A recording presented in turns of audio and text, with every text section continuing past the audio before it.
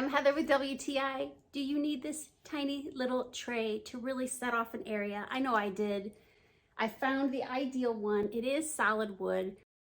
Their small size of almost 12 inches in diameter and then a bit over 1 inch in height makes them perfect for corralling a few decor items together to brighten a spot where a larger tray just won't work.